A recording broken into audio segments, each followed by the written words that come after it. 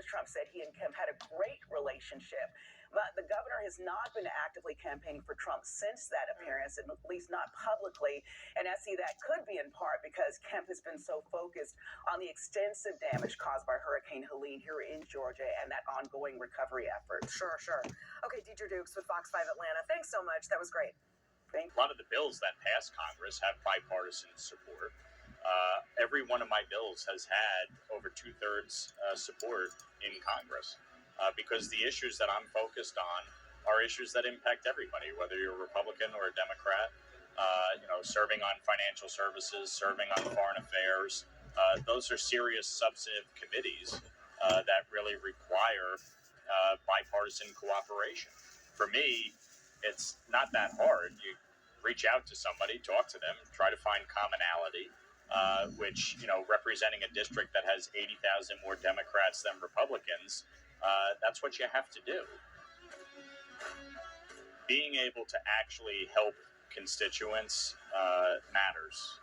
When most people reach out for help, they don't care whether you're a Republican or Democrat.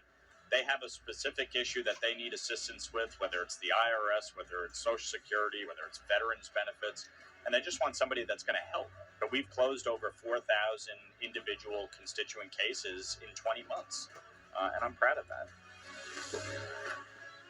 That has a tremendous impact. I have a 2-year-old daughter and one on the way due October 29th. So this is a challenge, and it's a tremendous strain on your family. And my wife certainly has been a saint. When I'm down in Washington, D.C., especially in a swing district like mine, you have to be present. You have to show up in your district. I'm doing 6, 7, 8 events a day when I'm back in the district. So it's more than a full-time job. I mean, it's 7 days a week, and you're out every day. So, I certainly love the job. I love the work, but there's no question from a personal standpoint, it is tremendously straining. I got involved while I was in college as an intern for John McCain, and have been involved now for 16 years. And in many respects, I've never felt like this is a job. It's something I'm passionate about. It's something I care deeply about. And my mindset has always been, there are no failures in life. Either you succeed at something or you learn from something. And if you have that mindset, you're willing to really grind it out, you can get a lot done. Is it easy? No. Is it time consuming? Yes. Is it frustrating at times? Absolutely. Is there a feeling that politics has become so divisive and so corrosive? Yeah, it has. But if you really plow through it, you can get a lot done. My dad died 11 years ago from cancer, and the very last conversation that we had, he said to me, to whom much is given, much is required. You've been given a lot of talents and skills. Use them to do God's work and keep your moral compass about you. Yes, you can be jaded. Yes, you could be frustrated by what goes on, or you can recognize that, look, in a democracy, in a constitutional republic like we have, nothing is meant to be easy. It's not meant to be decided by just the whims of one person or the majority. You have to build consensus, and so it takes work, and you have to be part of that work. As Ed Koch famously said, if you agree with me on 9 out of 12 things, vote for me. If you agree with me on 12 out of 12 things, go have your head examined. And that's the truth.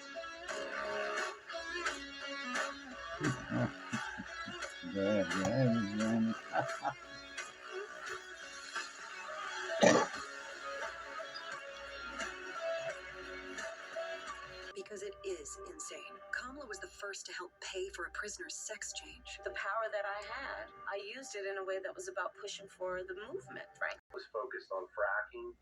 A local political science professor I talked to was somewhat surprised that Trump spent so much time talking about those two issues.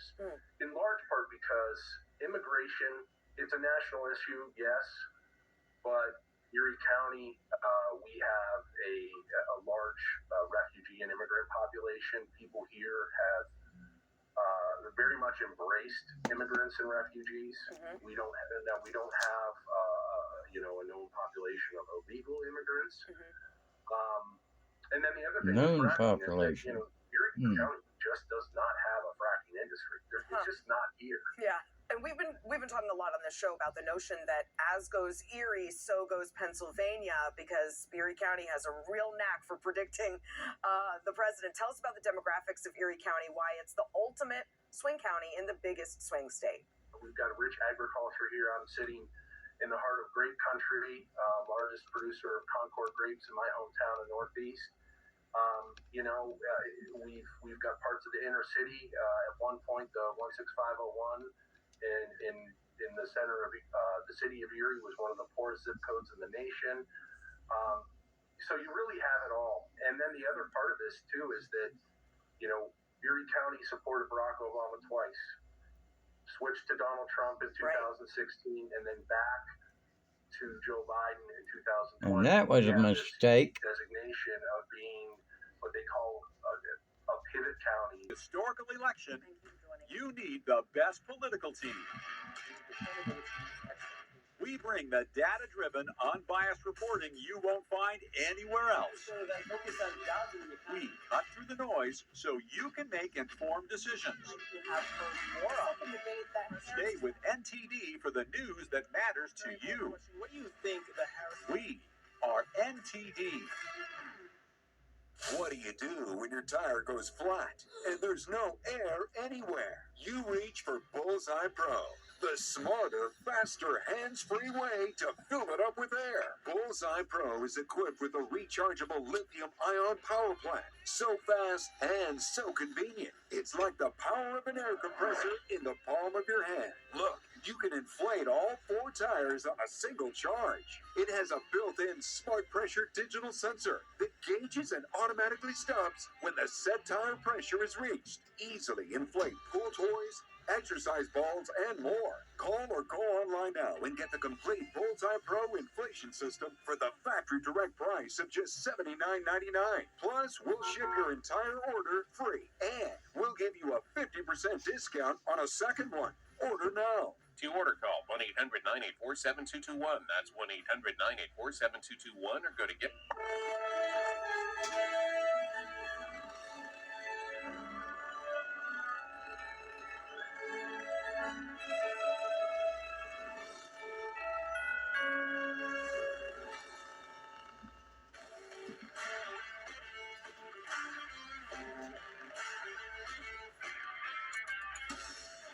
Welcome to Crossroads. Mask mandates are making a comeback. Folks, the requirements for people to wear face masks are being rolled out in parts of San Francisco. That's going to be starting on November 1st. And they're set to last until March of next year. Now, to be clear, this is not all the U.S., this is not all of San Francisco even, but they're coming back. The Epoch Times says this. They say with orders which were handed down by individual counties, meaning it's not technically the state, it's not from the federal level, it's the individual counties in that area. And notes that these apply mainly to health visitors and patients. So hospitals, 2 areas had to wear face masks. Now notes that health There we go, the October counties who have surprise. issued mask mandates say that the face coverings are designed to reduce the spread of COVID-19, influenza, and other respiratory viruses, harking back to the COVID-19 pandemic when mandates were widespread across much of the United States.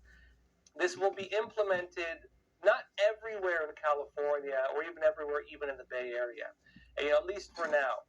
A notice on this from Alameda County, which includes Oakland, it notes the mandate will apply to healthcare workers and that any violation of this mandate, if you violate it, meaning if you don't wear a face mask, they say that that act, quote, constitutes an imminent threat and menace to public health, constitutes a public nuisance, and is punishable by fine, imprisonment, or both. They can throw you in jail, throw you in prison if you do not wear a face mask in some of these areas. Now, there are similar health orders coming out from Contra Costa County, Napa County, Santa Clara County. It does not appear any other counties in other parts of the United States are issuing face masks. This is only in California, just some of the areas there. Again, we'll see how things go with this going forward. We do know that, it's election season, and we do know how that happened last time. That being said, of course, we'll find out if these things get implemented more broadly. A lot of that's going to come from, FDA and whether they end up mandating it or saying that there's a health crisis. Some of it's going to come from the federal level if there are warnings. It might even come from the international level of the World Health Organization. If these international bodies or national bodies alert the public that there's a public health crisis, it'll be up to individual counties, maybe the federal level, but even individual counties, on whether they want to follow this. But we can say for sure right now, this is beginning again, at least in these few areas. Meanwhile, in North Carolina, there are reports that FEMA workers in at least one part of the state have been warned to evacuate due to alleged threats against them. And now, actually, a man has been arrested by North Carolina authorities over threats that were allegedly made. Washington Post said this. They say threats against federal emergency response personnel have hampered relief work in parts of western North Carolina hard hit by Hurricane Helene, prompting disaster workers to relocate because of safety concerns and feeding a cycle of fear and anxiety. They say on Monday, the Rutherford County Sheriff's Office said in a statement that it had arrested William Jacob Parsons, 44, of Boston, North Carolina, on charges of making threats against federal emergency management agency employees. FEMA and U.S. Forest Service personnel who have been working on recovery relocated, and at least some work in the county was paused. Now, note that while officials had warned about the threat of truckloads of militia potentially targeting relief workers, the sheriff's office did not find evidence for those claims. Now, further in its states, FEMA said it had made operational changes over the weekend, quote, out of an abundance of caution based on threat information. In other words, they were concerned for their safety, right? And it's an email obtained by the Washington Post, a Forest Service official assisting Helene response, recovery response operations, said that FEMA had advised agencies on the ground to relocate workers, noting that U.S. military personnel, quote, had come across what they say are truckloads of armed militia saying they were out hunting FEMA. Now, That's that said, probably they fake. say the threat turned out to be more limited than that initial report, FEMA officials said. And a local law enforcement, it says they apprehended the armed man who had threatened to go after its employees. One individual, not truckloads, right? Now, they note further in that while the initial report said there was a truckload of militia that was involved, the statement, right, said that authorities said they concluded that Parsons, that one individual, quote, acted alone, and there was no truckloads of militia going to Lake Lure. Now, they say also that by Sunday afternoon, personnel were back in place, according to the official who spoke on condition of anonymity. Meaning, again, based on the report, it seems there was an initial concern, right, for a little bit. FEMA was back at work one day after they got the warning. They sent it out because they didn't know if it was real or not. Things are back and operating, and so they're back. Now, look, based on the report, One person it upset seems about that there was things. an initial concern, right? FEMA was back at work one day after they got the warning. It did not hamper it too much. Although, again, when there's a major disaster taking place, one day can be life or death for some people. I can tell you personally, again, I was there for 3 days reporting about. I did hear one story similar to this while I was there. It did seem isolated. I did talk to an individual. I was traveling with an individual for a bit. He said he had spoken to a few FEMA workers and they had been beaten up. The story was this: they were back in the haulers, which is kind of the more backwoods areas. Some people live there in that area, especially in Appalachia. They had gone into the haulers, and what FEMA a lot of times is doing is they're kind of surveying the damage and seeing if people can become eligible for aid in the future, rebuilding, whatever else. A lot of people believe that FEMA's there to check their homes and then seize their property. That's one of the very common beliefs that I did come across. I'm not saying it's wrong. I'm not saying other sides. I can't prove it either way, but that is one of the common beliefs there. And so for a lot of people, right? Again, in FEMA would say they're absolutely not stealing people's land. A lot of people are looking at Hawaii and Lahaina, where people got $750 and very little help, and a lot of people are being forced to sell their properties. A lot of people looking at Hawaii and saying that the same thing's happening in North Carolina, and so that's kind of the ground for that concern. They're also looking notably at some of the rare earth mineral operations there, and there's a very strong belief that there are plans to mine the mountains, and so a lot of people are very concerned that their houses or land might be taken or they'll be forced to sell because of this disaster. And so this is causing a lot of attention. I did talk to, again, an individual who had ran into some of these FEMA workers. Based on my contact with this individual, I believe it was credible. He said the FEMA workers told him that they had gone back into the haulers and they got beaten up by a few people. Beaten up and then thrown in the back of a pickup truck and then taken down the mountain. Based on that, again, it would not personally surprise me if FEMA was having some threats there because of some of those beliefs going around. But again, they did arrest one individual. I can say also, I did talk to many individuals. It seems that for the most part, because of the way the communities have come together there, the locals have been able to fulfill most of their needs on food and so on. And a lot of it's coming from outside donations.